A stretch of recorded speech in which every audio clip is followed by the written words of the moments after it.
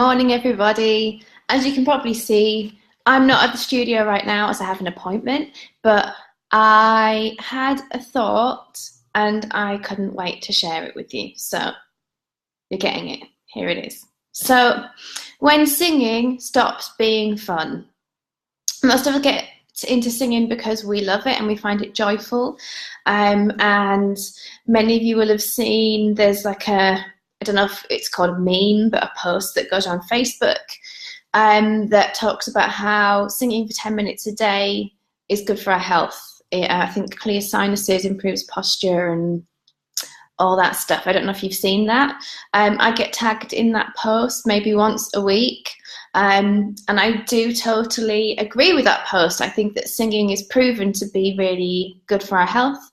And in fact, I included this in a presentation I did at the weekend, that music has been shown to change our blood pressure, change our respiratory patterns, change something else that I can't remember, but all things that are beneficial to our health. So I do agree that singing is good for us and is a good stress relief. However, most of the singers that I meet and I end up working with come to me because they're stressed about singing, not because they're looking to sing to de-stress. And that's something that I don't think we talk about very often. So I think there's a line that we often cross between when singing is a source of joy and then it becomes a source of frustration. And I think that's often to do with, one, if singing is actually our career or we're studying singing and there's actually a high stakes outcome. And another one is if your voice has always felt a certain way, perhaps if it's always felt easy and then it isn't anymore, then it becomes a source of stress and also can maybe a source of disappointment. And I think that there's this myth that singing, if you're good at singing, you always sound good and that it's easy and it's always going to be that way, and if you're struggling it just means that you're not good. I even had someone say to me, maybe you just don't love it enough. You know, the reason why you're not singing much at the moment, maybe you just don't love it enough, maybe you don't like it anymore. And some of you will know that I actually gave up singing for about 3 years at one point because it wasn't making me happy anymore. Little did I know that I just needed to work on my technique and find a great vocal coach, and that's what I did, and then I became one for that reason. Anyway, that wasn't why I was doing this post. So singing, actually what really inspired this was that at the weekend we had a workshop. I did a workshop with singers, and a lot of the singers there were talking about suffering from anxiety, about feeling down in the dumps, and it really impacting on their, first of all, ability to sing, and also their sense of whether it sounded good or not, and also the ease with which they were able to create sound. Hi Amanda, how are you? Please chime in if you have anything to add to this. So yes, the reason I was saying that was because it was a myofascial release workshop with Susie and Nicola from Enlight Physiotherapy, and they were talking about how nice it was to work with singers, because usually as physiotherapists they're working with people who are in pain, and we kind of all went, but we are in pain. You know, I was singing, we want to get better at singing. I was struggling with the high notes, so we're suffering with tension. So whilst they're not they don't have an illness or an injury, their singing's not going as well as they would like it to. So it feels like a pain. It's a pain for us. And we kind of all had this little chuckle about it, about how kind of it's all relative to different people. But we got into a really, really interesting discussion, and this is what I wanted to share. So, starts with the psoas muscle, which is in our hip area, pelvic area. I don't know if many of you know about the psoas muscle, but it's linked to anxiety and stress, and it tightens during our fight or flight response. So if you're stressed or anxious, you might not know it, but your psoas muscle is going to tighten. Because it's part of our need to run away response.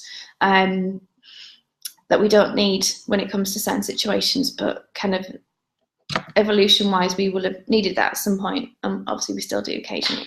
So the psoas muscle has a nice relationship with the diaphragm. So it moves upwards, and it joins on to parts of the body near the diaphragm, but it's also connected via the fascia. I'm not an anatomy expert, but I've read enough to kind of get how this works. So if there's anyone out there that knows anatomy better than me, please join in and correct me and help me say this better. But it is connected through the fascia. So basically the psoas muscle and the diaphragm are linked. So if our psoas muscles are tight because we're stressed, it's going to have a knock-on effect on the diaphragm. The diaphragm is a key muscle in breathing, and obviously we need breath to sing. So then this is where it gets more interesting. So we need breath to make the vocal folds vibrate. They vibrate like this when we sing. And if there's an issue with our key breath mechanism, that can have an impact on the vocal folds. They may have to work harder to vibrate the way they normally do. It may be hard for us to get them to move, and we may feel that and go, oh, it's really difficult, and we're going to push harder. It's also been found that the psoas muscle has a link to the sternocleidomastoids, which are in the neck. And obviously your larynx is in your neck. So tension in the neck can really impact on the way we make sound, because the larynx needs to be able to move freely. And if it can't, then that's obviously going to impact upon our ability to make sound easily and joyfully. So think about it this way. If you get stressed about how your voice sounds, then you're going to make it worse. Or if you're going through a period of stress or anxiety or depression, then it makes sense, really, doesn't it, that you might actually find singing more difficult. I know I had last week I was off. I think it was last week, maybe it was the week before. Time's flying a little bit. But and prior to that, I wasn't in the mood to sing at all. You know, I was really just, I couldn't be bothered. And then you have this thought, what if I don't like singing anymore? You know, I just don't feel like it. I love helping other people sing. I'm teaching a lot, but when I finish at the end of the day, I just want to go home and watch TV. So, hi Rebecca. Please join in if you have anything to add. That would be really helpful, or any questions. So I had that week off. And this week, my singing sounds great, and I feel motivated to do it because I had a week of rest. So doesn't it make sense that if you're going through a hard time, if you're stressed, that you haven't just lost your skills and your talent, that actually your body is not working in favour of singing, basically. It's in fight or flight. It's in a state that's there to kind of help you stay alive, not be in danger, and therefore there needs to be a shift to get back to the place of joyful singing, where we can actually sing to decrease stress. At least if you're someone who sings often. For others, I don't know, it might be, you might still be able to get that de-stress element from it, but I think when you have certain expectations of how your voice should feel and sound, being stressed does kind of, what's the word, toy with that, kind of, you know, makes it more difficult. So my advice is this: rather than get disheartened by how your voice is feeling or sounding when you're stressed or tired, why don't you do some stretches? Okay, I haven't researched this, but I really am all for the whole body, mind, voice connection. I do yoga. Not very well, but I love it. And I definitely noticed that when I'm stressed, my body feels tense and tight and I don't want to sing. Or when I do sing, it doesn't sound very good and it's not easy. So rather than getting upset about how your voice feels, do some stretches maybe, or take some time out to de-stress. Why don't we ever want to do that? We kind of always feel like we have to push through, and with something like singing, we also tend to feel like it's magic and we're supposed to be able to be awesome all the time. which isn't realistic at all. So take some time out to de-stress, and maybe even do some stretches of your legs and your psoas muscles. Do some yoga and see if that helps your voice, and let me know what you think. Let me know what results you get. Rebecca: hi Gemma, listening while cleaning the kitchen here. Well, I've got my camera angled away from my kitchen, so you can't see how messy it is. So good for you. I'm gonna clean mine later. What do those of you who are here think? I can't see, but I know that Amanda, Rebecca, and Dan have all been here.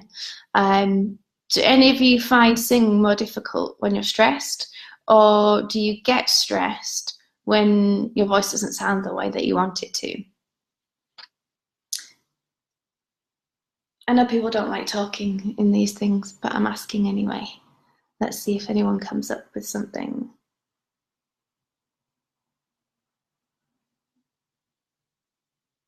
I know it's true because people tell me at the studio all the time. Also, people get very stressed during their singing lessons because they kind of are focused on how good they want something to sound. Adam's here, yay! Both, actually. So does that mean that you get stressed about singing and your singing is worse when you're stressed?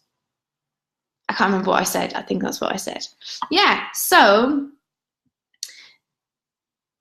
what I do in vocal coaching is my first number one priority is to make singing as efficient and easy as possible.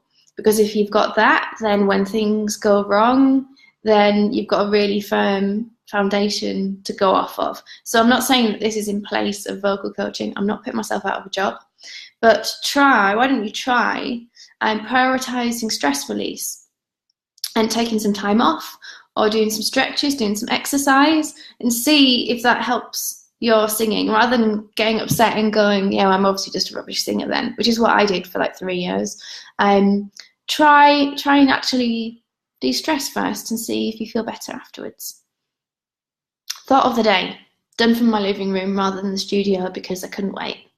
So let me know what your thoughts are. I'm going to sign off now.